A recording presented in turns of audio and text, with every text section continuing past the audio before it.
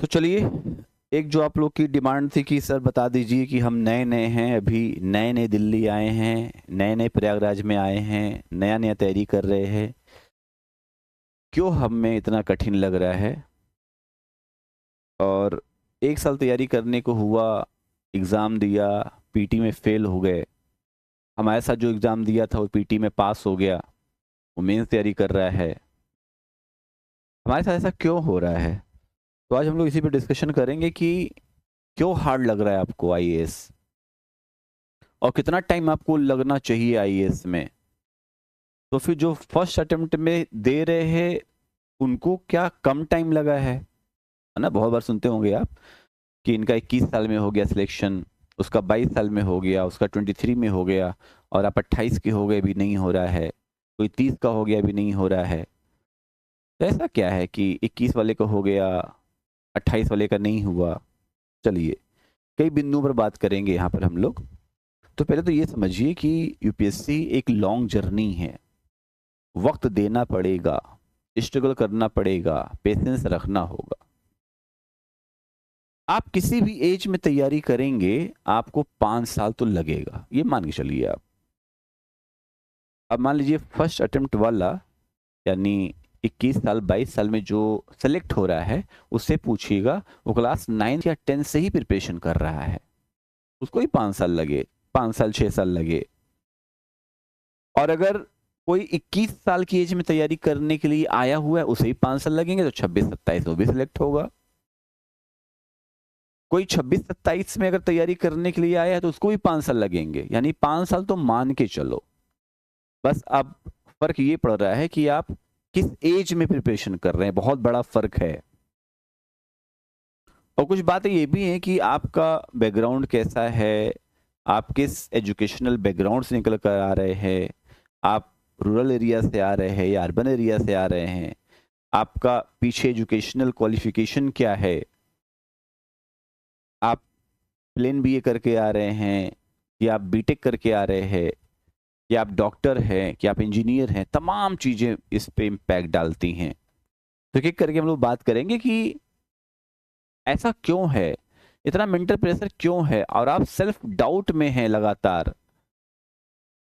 क्या-क्या फैक्टर्स हैं? तो हम थोड़ा रियलिटी चेक करें तो हमें लगता है कि कुछ लोगों का पहले हो जा रहा है, हमारा नहीं हो रहा है। उसके पीछे के रीज़न्स पे जानने अगर हम लोग, तो हमें ये पता लगाना पड़ेगा कि क्या हो रहा है ये। ज़्यादा लोग एग्ज़ाम दे रहे हैं, इस वजह से कॉम्पिटिशन ज़्यादा है और हम पिछड़ जा रहे हैं, या कॉम्पिटिशन की क्वालिटी इतनी खतरनाक है, इतनी बेहतरीन क्वालिटी है कि हम इस क्वालिटी को बीट नहीं कर पा रहे हैं। और फिर हमें लगता है अरे हम 9th पास हो गए, 10th पास हो गए, 11th पास हो गए, 12th पास हो गए, ग्रेजुएशन हो गया, पीजी हो गया, तो ये क्यों नहीं हो रहा है? क्योंकि ये इन सबसे कहीं अलग है। यूपीएससी का एग्ज़ाम इन सबसे कहीं अलग है। और हम बार-बार कहते हैं, ये एग्ज़ाम आपकी नॉलेज को टेस्ट नहीं करता, आपके माइंडसेट को टेस्ट करता है। तो इतना वास्ट सिलेबस है, इसकी वजह से टफ नहीं है। इस सिलेबस में कितनी चीज़ें समाहित हैं, इसकी वजह से टफ है। उस सिलेबस को समझने का तरीका आपका यूनिक नहीं है, इसकी वजह से टफ है। तो सबसे पहले तो ये समझना चाहिए कि आप बिगिनर्स हैं या आप मैच्योर कॉम्पिटिटर हैं। अगर आप बिगिनर्स हैं तो आपके लिए हार्ड है, अगर आप मैच्योर कॉम्पिटिटर हैं तो आपके लिए कुछ ईजी होगा। और जाहिर सी बात है, आपका पहला अटेम्प्ट है, आप पहले साल पढ़कर जा रहे हैं, कोई 4-5 सालों से पढ़ रहा है, डिफरेंस तो आएगा नहीं। भाई कोई ट्रेन अगर आपसे 5 घंटा पहले निकल चुकी है और आप 5 घंटा बाद चले हैं और दोनों की स्पीड वही है, तब तो मुकाबला कभी बराबरी का नहीं हो सकता, क्योंकि आप हमेशा 5 घंटा पीछे ही रहेंगे। उस 5 घंटे को कवर करने के लिए आपको या तो अपनी स्पीड बढ़ानी पड़ेगी। बात समझ में आ रही है कि नहीं? इसका मतलब ये हुआ कि हम पहले ये समझें कि हम बिगिनर्स हैं या मैच्योर कॉम्पिटिटर हैं। और फिर ये गैप आ क्यों रहा है? तो ये गैप हमने कहा उस जर्नी में आ रहा है जहां पर कुछ एक्सपीरियंस लोग आपके साथ बैठ रहे हैं और मैं अपने छात्र जीवन से ही बताता रहा हूं कि अगर 25 किलोग्राम के सीखिया पहलवान का मुकाबला 75 किलोग्राम के पहलवान से कराएंगे तो रिजल्ट डिक्लेयर्ड है। आप आईआईटीएन का मुकाबला सिर्फ बीए वालों से नहीं करा सकते हैं। आप डॉक्टर का मुकाबला सिर्फ बीएससी वालों से नहीं करा सकते हैं कि दोनों के नेचर ऑफ स्टडी में डिफरेंस है, दोनों के पैटर्न ऑफ स्टडी में डिफरेंस है, दोनों का एक एजुकेशनल बैकग्राउंड अलग है, दोनों का फिर अलग अलग लिविंग स्टैंडर्ड होता है। चलिए ये सब चीज़ें भी होती हैं, लेकिन आप समझिए जो सबसे बड़ा रीज़न है वो ये है एक्सपीरियंस गैप। एक्सपीरियंस गैप, कोई 4 साल 5 साल से तैयारी करके आ रहा है, आप अभी अभी जस्ट आए हैं, तो गैप हो गया ना। तो ये भी एक रीज़न है, आपको लगता है कि आईएएस का एग्ज़ाम काफ़ी हार्ड है। और जो अगला फैक्टर है वो ये है कि कई बार ऐसा होता है कि बच्चे सेलेक्ट हो चुके हैं, इसके बावजूद वो अपने रैंक को इम्प्रूव करने के लिए आ जाते हैं। हालांकि गवर्नमेंट ने अब नए रूल्स बना रही है कि जो आईएएस हो चुके हैं दोबारा अब एग्ज़ाम नहीं देंगे, जो आईपीएस हो गए अब एग्ज़ाम नहीं देंगे। सब बहुत पहले आ जाना चाहिए था। रैंक इम्प्रूव कर रहे हैं, पता चला आप बैठे हैं, आपका पहला अटेम्प्ट है, आपके बगल जो बैठा है आपने पूछा भाई तुम कैसे, तुम्हारा कौन सा अटेम्प्ट? उसने कहा मैं तो आईपीएस हूँ। तो आपके होश तो वहीं उड़ गए।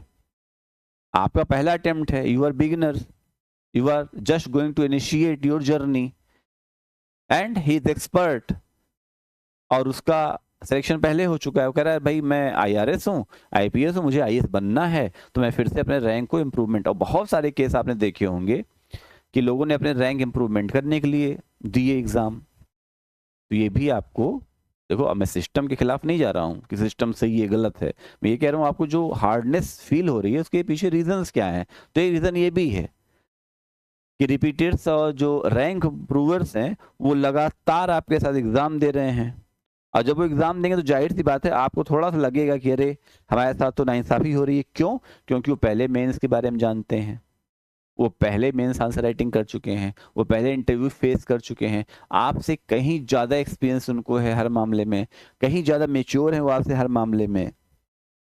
ठीक है, लेकिन अब वो आपके साथ compete कर रहे हैं, आपके साथ वो कंपटीशन है। तो जो पहले ही यूपीएससी का पार्ट बन चुके हैं और जो यूपीएससी का पार्ट नहीं है, कंपटीशन उनके बीच हो रहा है। जो पहले ही सिलेक्शन ले चुके हैं और आप अभी सिलेक्शन के दौर में हैं, सिलेक्शन की प्राइमरी में हैं, आपके साथ कंपटीशन कर रहे हैं, ये भी है। और फिर कहीं ना कहीं हमें लगता है कि हमारा जो एक साइकोलॉजी है वो भी हमें परेशान कर रहा होता है ना। एक साइकोलॉजी हमें परेशान कर रहा होता है। क्या परेशान कर रहा होता साइकोलॉजी? वो ये कह रहा होता है कि अरे हमसे हो पाएगा कि नहीं हो पाएगा।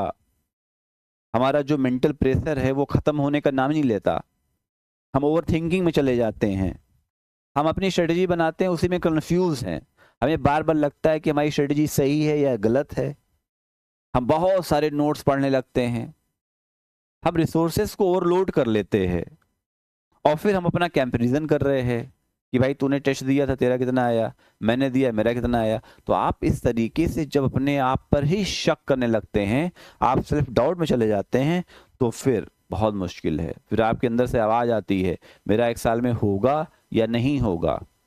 अगर आपके दिल से आवाज़ आ गई कि मेरा इस बार होगा या नहीं होगा, यकीन मानिएगा नहीं होगा, क्योंकि होना होता तो आवाज़ नहीं आती। और फिर अगल बगल के लोग लगातार आपको ट्रैप में करते हैं, ट्रैप कर देते हैं भाई सिलेबस बहुत ज़्यादा है, सिलेबस को फोकस करिए, इसको पढ़िए, आप कंसिस्टेंट नहीं हैं, कंसिस्टेंसी ट्रैप में फंस जाते हैं। सिलेबस और कंसिस्टेंसी ट्रैप, ओवरऑल जब हम एग्ज़ाम देने जा रहे होते हैं तो हमें शायद उस तरीके से सिलेबस पर उतना हम वर्क नहीं कर पाते हैं, और हमारा ब्रेन हमें कहीं ना कहीं अंदर से पुश करता रहता है कि भाई आप रेगुलर नहीं पढ़ पा रहे हैं, आप रेगुलर मेंस आंसर राइटिंग नहीं कर रहे हैं, आप रेगुलर अपने कॉन्सेप्ट को क्लियर नहीं कर रहे हैं। यानी कहीं ना कहीं जो एक रिक्वायर्ड कंसिस्टेंसी है उसको हम सस्टेन नहीं कर पाते, और जब हम सस्टेन नहीं कर पाते हैं लॉन्ग टर्म में तो हमारा रिवीजन नहीं हो पाता, तो रिवीजन डिसिप्लिन में कहीं फेल हो जाते हैं, हमारी आंसर राइटिंग प्रैक्टिस में कहीं लैग कर रहे होते हैं। तो इसलिए भी नए एस्पिरेंट्स के लिए थोड़ा सा टफ होता है इस एग्ज़ाम को क्वालिफाई करना। लेकिन जब धीरे धीरे आपको एक्सपीरियंस हो जाता है, आपके सिलेबस कवर हो जाते हैं, आपको अंदर से कॉन्फिडेंस आ जाता है, तो फिर आप कंसिस्टेंट भी हो जाते हैं। और एक जो सबसे बड़ा रीज़न लोग ब्लेम करते हैं वो ये है कि रिजर्वेशन, है ना, आपका नहीं हो रहा है, आप जनरल कैटेगरी के हैं, किसी का हो गया, वो एससी है या वो ओबीसी है या उसने ईडब्ल्यूएस का फ़ायदा उठा लिया है, तो आप सीधे ब्लेम कर देते हैं, भाई कैटेगरी का था तो हो गया। चलिए ये बात सच है, कैटेगरी से एडवांटेज होता है, लेकिन उससे कंपटीशन तो कम नहीं होता। उसके लिए जो स्टैंडर्ड ऑफ क्वेश्चन था वही था जो आपके लिए था, उसके लिए जो चीज़ें थी वही आपके लिए भी थी। हाँ, मानते हैं थोड़ा एडवांटेज होता है, लेकिन आप अपने आप को बेहतर करने के लिए आप कैटेगरी को ब्लेम मत दीजिए, अपने प्रिपरेशन को ब्लेम दीजिए। क्योंकि हमने पहले बताया कि आपका कंपटीशन सिर्फ बिगिनर से नहीं होगा, आपका कंपटीशन प्रिपेयर्ड ब्रेन से होगा। तो ये भी थोड़ा सा हमको असर करता है, हम सभी लोगों को, कि रिजर्वेशन का इशू, अब वो कॉन्स्टिट्यूशनल इशू है, इसे बहुत ज़्यादा बोलना ठीक नहीं है। लेकिन आपके मैं लिए बताऊंगा मैं कि आप कंपटीशन लेवल, क्वालिटी लेवल पर अपने आप को फोकस करिए, ना कि कैटेगरी पर जाकर के फोकस करिए। तो ओवरऑल देखा जाए तो बिगनर्स के लिए टफ तो है ना। और टफ इसलिए भी है क्योंकि जब हम शुरुआत करते हैं अपनी जर्नी तो हमें लगता है कि चलो भाई नॉलेज गेन कर लो, और नॉलेज गेन कर लेंगे तो हमारा आईएएस में हो जाएगा। UPSC is not all about your knowledge, that is all about process. आप कैसे उस प्रोसेस में हैं, आप कैसे अपने माइंडसेट को अच्छा करते हैं, यूपीएससी इसका नाम है।